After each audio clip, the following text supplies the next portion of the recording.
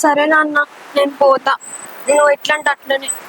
నాకు తెలుసు బిడ్డ, నువ్వు నా బిడ్డవురా, నా బంగారం రా నాని. నా మాట అంటే నాకు తెలుసు నాని. సరేనా, ఏం బాధపడకు బిడ్డ. సారీ గణేష్, నీకు చెప్పకుండా వెళ్తున్నా.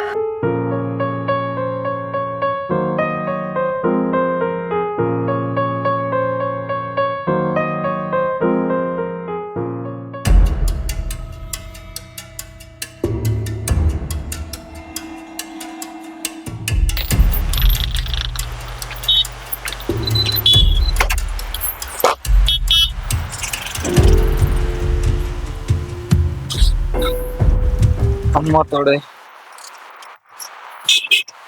వెళ్ళిపోయినట్టున్నారు.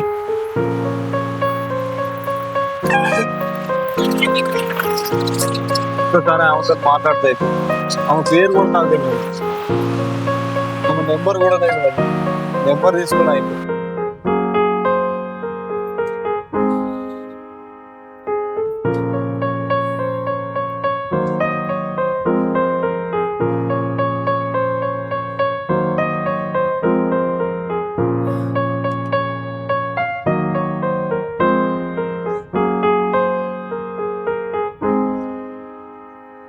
ప్రేమ ఎంతో మధురం, ప్రియురాలు అంత కఠినం, చేసినాను ప్రేమ తీరం, నింగిలో అలా అలా.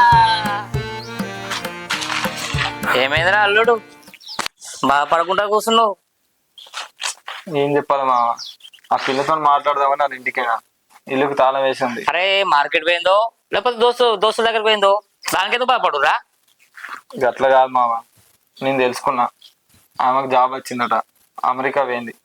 ఆమెను కలవడానికి బస్ స్టాండ్ దాకా పోయినా మామ, ఆయన కూడా ఆమె కలవలే, ఆమెతో మాట్లాడలేకపోయినా.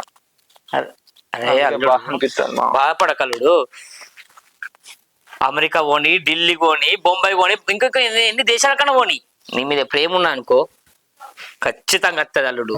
అది ఆ అమ్మాయి మీద ఉన్న నాకు నమ్మకం, ఖచ్చితంగా వస్తుంది. బాధపడకు, దానికి నేను ఫుల్ సపోర్ట్ ఇస్తా, సరేనా? బాధపడకు. కదే నీ పోస్ట్ మ్యాన్ జాబ్ ఏదో చేసుకోపో, ఆ అమ్మాయి వస్తుంది, టెన్షన్ పడకు. నువ్వు ఎప్పటికన్నా ఎట్లున్నావో అట్లనే ఉండిపో, సరేనా? బాధపడకు అల్లుడు. సరే మా పొద్దున్నేమో పోరాడు సంతోషం గురికొచ్చి నాకు చెప్పే,